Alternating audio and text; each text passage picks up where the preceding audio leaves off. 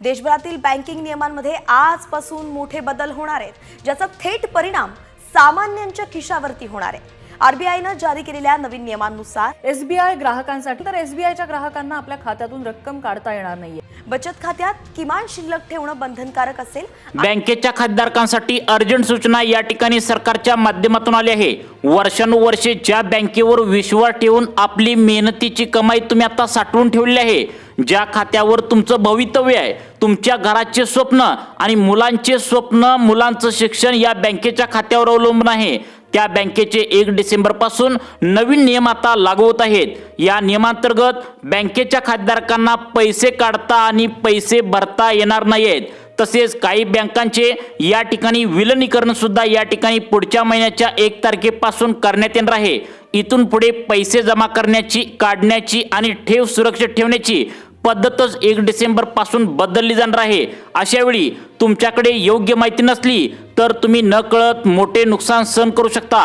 म्हणूनच आज मी तुम्हाला व्हिडिओच्या माध्यमातून अत्यंत महत्त्वाची माहिती या ठिकाणी घेऊन आलो आहोत। सध्याला सोशल मीडियावर मोठ्या प्रमाणात वेगवेगळ्या अफवा या ठिकाणी पसरू लागलेत, खोट्या बातम्या पसरू लागलेत की अनेक बँका बंद होणार आहेत, खात्यातील पैसे अडकून पडणार आहेत, व्यवहार थांबणार आहेत। पण या मागचं खरं कारण फार लोकांना अजून पण समजलेलंच नाही आहे। आम्ही जेव्हा बँकेच्या अधिकाऱ्यांना ही महत्त्वाची माहिती विचारली की नेमकं खरं सत्य नेमकं काय आहे, नेमकं बँका खरोखर बंद होणार आहेत का, याची पूर्णपणे सत्य माहिती बँकेच्या अधिकाऱ्यांनी काय काय सांगितले हेच तुम्हाला या व्हिडिओच्या माध्यमातून आता सांगणार आहे। त्यांनी सांगितलंय, वास्तवात बहुतेक वेळा बँका पूर्णपणे बंद केल्या जात नाहीत, तर त्याचं दुसऱ्या बँकेमध्ये विलीनीकरण केलं जातं किंवा त्यांच्यावर काही काळासाठी नियंत्रण आणलं जातं, जेणेकरून लोकांचे पैसे सुरक्षित राहील। रिझर्व्ह बँक ऑफ इंडिया आणि भारत सरकारचं मुख्य ध्येय हेच असतं की कोणत्याही सामान्य नागरिकांची कष्टाची कमाई अजिबात वाया जाऊ नये। म्हणूनच आर्थिक प्रणाली मजबूत ठेवण्यासाठी दर काही वर्षांनी बँकिंग सिस्टीममध्ये बदल केला जातो, याचा फायदा नागरिकांना होत असतो। मग आज या ठिकाणी कोणकोणते नियमांतर्गत काय काय त्या ठिकाणी बदल करण्यात आलेत, बँकेच्या अधिकाऱ्यांनी काय काय माहिती दिली आहे, ही सत्य बातमी या ठिकाणी तुम्ही काय नक्की ऐकायचं आहे।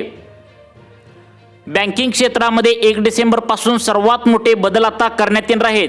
काही बँका या ठिकाणी सरकारच्या माध्यमातून एकत्र या ठिकाणी करण्यात येणार आहेत, काही शाखा बंद केल्या जाणार आहेत, तर काही नवीन नियम या ठिकाणी लागू करण्यात येणार आहेत। या सगळ्या मागचं उद्दिष्ट सरकारचं एकच आहे, ते म्हणजे आता स्थिरता आणि सुरक्षितता बँकेचे वाढवणे आणि यामध्ये सर्वसामान्य खातेदार गोंधळून जो जात आहे, आता याला सुरक्षित त्या ठिकाणी ठेवणं हा सरकारचा उद्देश आहे। आता बघा, जो काय खातेदार आहे त्याला योग्य आणि स्पष्ट माहिती या ठिकाणी अनेक त्या ठिकाणी चॅनलच्या द्वारे मिळत नाही आहे, त्यामुळे तो घाबरून चुकीचे निर्णय या ठिकाणी घेऊ शकतो।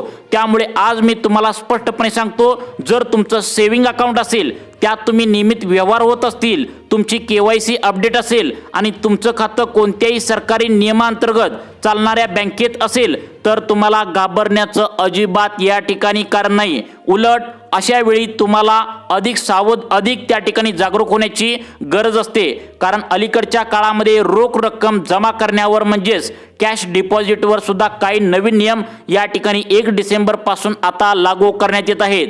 हे नियम तुम्ही आता पाळणं गरजेचं आहे, अन्यथा तुम्हाला या ठिकाणी भविष्यात प्रॉब्लेम येऊ शकतो।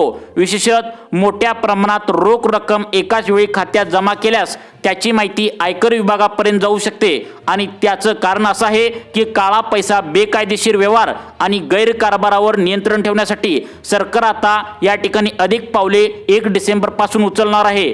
जर एखादी व्यक्ती वारंवार मोठ्या प्रमाणात रोख रक्कम बँकेत जमा करत असेल आणि त्या पैशांचे योग्य कारण किंवा पुरावे जर त्या व्यक्तीला देता येत नसेल, तर त्या खात्यांची चौकशी होऊ शकते। अन्यथा त्या ठिकाणी जर तसे काळ्या पैसे जर ते असतील तर जप्त सुद्धा होऊ शकते। त्यामुळेच आता प्रत्येक सामान्य नागरिकाने आपल्या पैशांचे व्यवहार पारदर्शक ठेवणं अत्यंत गरज आहे, अशी खरोखर सत्य बातमी या ठिकाणी बँकांच्या अधिकाऱ्यांनी तुम्हाला या ठिकाणी दिल्या। आता बघा, सगळ्यात महत्त्वाचं म्हणजे जर तुमच्या बँकेचं खातं state bank of India, Maharashtra bank, post office, bank of India या सरकारी बँकेमध्ये असेल, तर यामध्ये अनेक नागरिकांना पैसे काढण्यासाठी, भरण्यासाठी प्रॉब्लेम येणार आहे।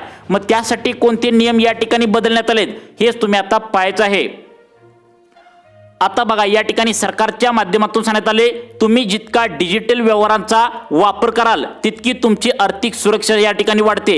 म्हणून सरकार देखील ऑनलाईन व्यवहार, UPI, debit card, net banking यावर जास्त भर आता देऊ लागले. पण याचबरोबर अजून एक महत्त्वाची गोष्ट तुम्हाला 1 डिसेंबर पासून घडू शकते, ती म्हणजे काही छोट्या आणि ग्रामीण बँकांचे मोठ्या बँकांमध्ये विलिनीकरण, म्हणजेच त्या बँकांचं अस्तित्व या ठिकाणी संपणार नाही आहे, परंतु एका मोठ्या आणि मजबूत संस्थेचा भाग त्या ठिकाणी बनणार आहे. याचा फायदा खातेदारांनाच होणार आहे, कारण त्यांना अधिक सुविधा आणि अधिक सुरक्षा आणि मजबूत व्यवस्थापन आता मिळणार आहे. परंतु यामध्ये काही गोष्टींमध्ये मोठा बदल होण्याची शक्यता आहे, जसे की तुमचं IFSC कोड या ठिकाणी आता बदलणार आहे. पासबुक नवीन त्या ठिकाणी मिळू शकतं, ATM कार्ड त्या ठिकाणी बदलू शकतं, किंवा खाते क्रमांकात थोडा बदल त्या ठिकाणी फरक तुम्हाला पडू शकतो. पण तुमच्या बँकेतील रकमेला अजिबात धोका या ठिकाणी नसणार आहे. म्हणूनच तुम्हाला फक्त एवढंच करायचं आहे की तुमच्या खाते ज्या बँकेत आहे त्या बँकेत जाऊन वेळोवेळी माहिती घ्यायचं आहे. कुठलाही मेसेज, नोटीस किंवा कॉल असल्यास त्याची खात्री करून घ्यायची, कारण आजकाल सोशल मीडियाच्या माध्यमातून तुम्ही WhatsApp वापरत असाल, Instagram, Facebook वापरत असाल तर त्या जागी एखादी तुम्हाला लिंक पाठवली जाते. आजकाल त्या ठिकाणी आता लग्नाचं सीझन सुरू आहे, त्यामुळे तुम्हाला एक लिंक पाठवली जाते. ती PDF आपल्याला दिसताना वाटतं की यामध्ये लग्नपत्रिका आहे, परंतु तुम्ही अजिबात ती ओपन करायची नाही. आता बँकेच्या अधिकाऱ्यांनी तुम्हाला सांगितलंय, जर ती ओपन लिंक केली, त्यावर तुम्ही क्लिक केला तर एका क्षणात या ठिकाणी तुमच्या बँकेतील सर्व डाटा त्या चोरांकडे जातो आणि तुमच्या बँकेतील पैसे उडण्याच्या घटना आजकाल समोर येऊ लागलेत. मग यासाठी तुम्हाला काय करायचं आहे, तुमचं आधार कार्ड बँकेच्या खात्यात लिंक केलं असेल तर त्याला लॉक कसं करायचं आहे, जेणेकरून तुमची जर एखाद्या वेळी लिंक ओपन झाली तर त्या ठिकाणी तुमचे पैसे सुरक्षित राहावे. यासाठी तुम्हाला काय करायचं आहे, कोणतं त्या ठिकाणी तुम्हाला काम करायचं आहे जेणेकरून पैसे तुमचे सुरक्षित राहील, हेच आता बँकेच्या अधिकाऱ्यांनी काय सांगितले नक्की बघा.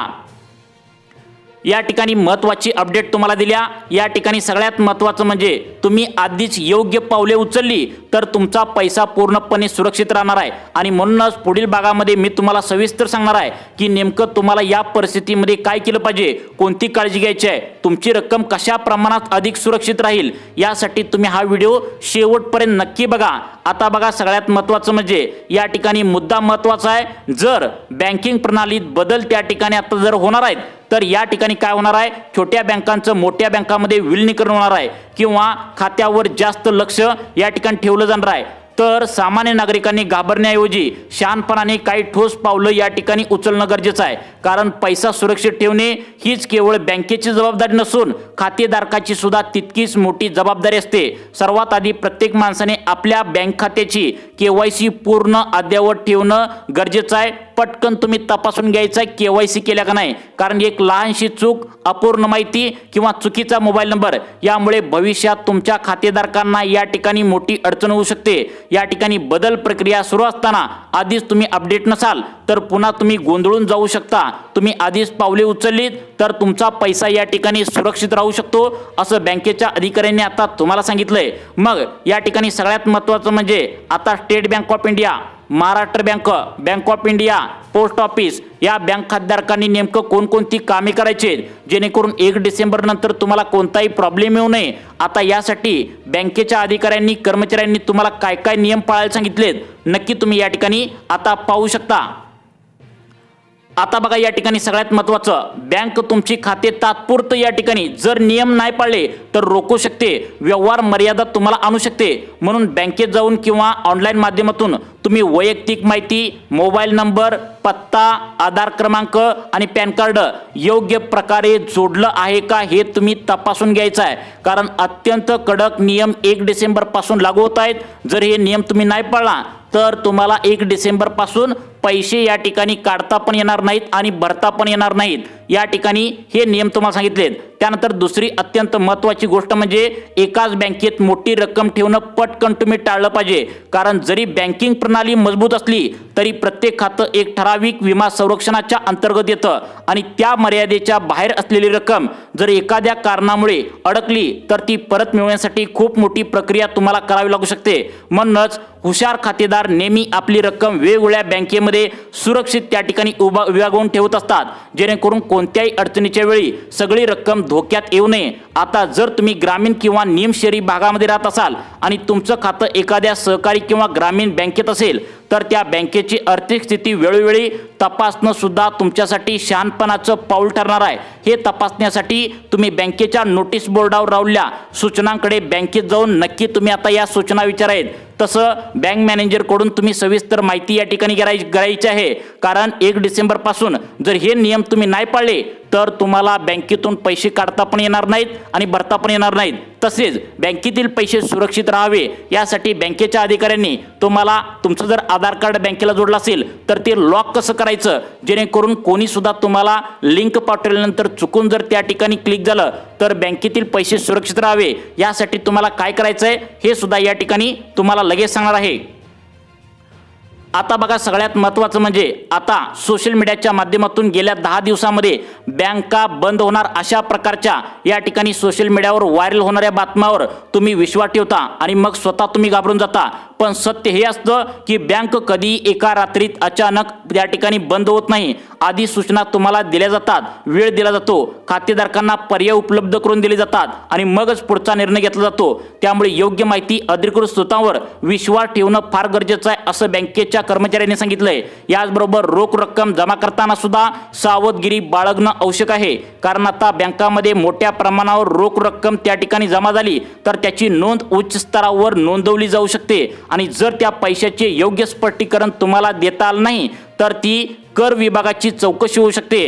त्यामुळे आपण जे पैसे जमा करतो आहोत त्याचा स्रोत काय याचा विचार करून ते काम करायला हवं. शक्य तितकं डिजिटल माध्यमांचा वापर वाढवायला हवा, कारण त्या व्यवहारांचा पुरावा आपोआप सिस्टीममध्ये नोंदवला जातो आणि त्यामुळे भविष्यात कोणालाही शंका निर्माण होत नाही. शिवाय डिजिटल व्यवहार केल्यास चोरी हरवणं आणि फसवणूक अशा प्रकारचे धोके सुद्धा यामुळे आता कमी होऊन आहेत आणि फसवणूक सुद्धा या प्रकारचे कमी होऊन राहीत. तसेच आता एक गोष्ट लक्षात ठेवा, जेव्हा एखाद्या बँकेचा विमा दुसऱ्या बँकेत त्या ठिकाणी विलीनीकरण होतो तेव्हा तुमचं खातं त्या ठिकाणी बंद होत नाही तर त्या नव्याने बँकेत हस्तांतरित होतं.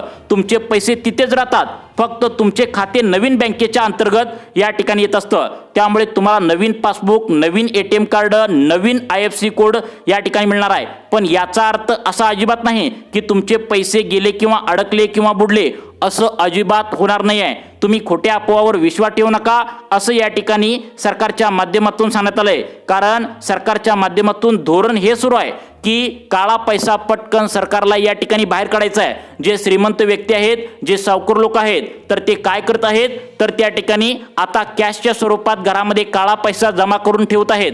त्यामुळे सरकारने सांगितले ही सर्व काळा पैसा बाहेर काढण्यासाठी आम्हाला बँकांचे नवनवीन नियम या ठिकाणी बदलण्यात येत आहेत. मग या ठिकाणी तुम्हाला पैसे काढता किंवा पैसे भरता का येणार नाहीत त्याचं कारण सुद्धा सरकारच्या माध्यमातून सांगण्यात आलंय. बघा, आता सर्वांनी काळजीपूर्वक लक्ष द्या. ही जर 4 कामे तुम्ही नाही केली तर तुम्हाला बँकेतून पैसे काढता पण येणार नाहीत आणि भरता पण येणार नाहीत. तर पहिलं काम तुम्हाला सांगत आहे कोणतं, तुम्ही पटकन आत्ताच्या आत्ता करून घ्यायचं आहे. आता बघा, पहिलं काम तुम्हाला करायचं आहे, ज्यांची आधार कार्ड जुने आहेत, बघा आधार कार्डच बँकेला जोडलेलं असतं आणि आधार कार्डच्या माध्यमातून पैसे काढता भरता येत असतात. त्यामुळे ज्यांचं आधार कार्ड जुनं आहे त्यांनी पटकन आपलं नाव पूर्ण अक्षरात आधार कार्डवरती आहे का बघा, जन्मतारीख पूर्ण अक्षरात लिहिलेली आहे का बघा. तसेच तुमचं आधार कार्ड जे बँकेला लिंक केलंय त्या बँकेच्या खाते क्रमांकाला चालू असलेला मोबाईल नंबर लिंक केला आहे का बघा. ही सर्व कामे करायची आहेत आणि ही eKYC प्रक्रिया आहे. आधार कार्ड बँकेला नीट जोडले का बघा.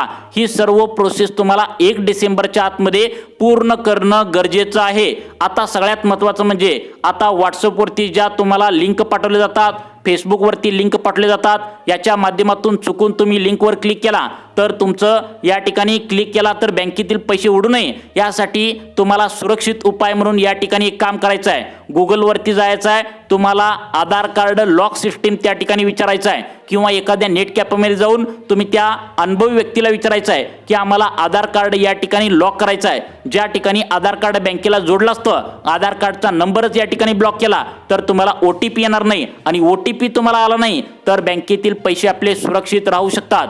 हे महत्त्वाचे नियम या ठिकाणी आता बदलण्यात आलेत। त्यामुळे या नियमांतर्गत तुम्हाला काम काय करायचं आहे, तुम्ही ई-KYC प्रक्रिया पूर्ण करायची आहे। बँकेची सर्व जी माहिती आहे तर ती बँकेत जाऊन एकदा चौकशी करायचं आहे, काय काय बदल करण्यात आलेत व तुम्हाला अशाच प्रकारचे नवीन अपडेट पाहण्यासाठी आपल्या लाईफ चेंज मोटिवेशन या चॅनलला आत्ता सबस्क्राईब करा। धन्यवाद।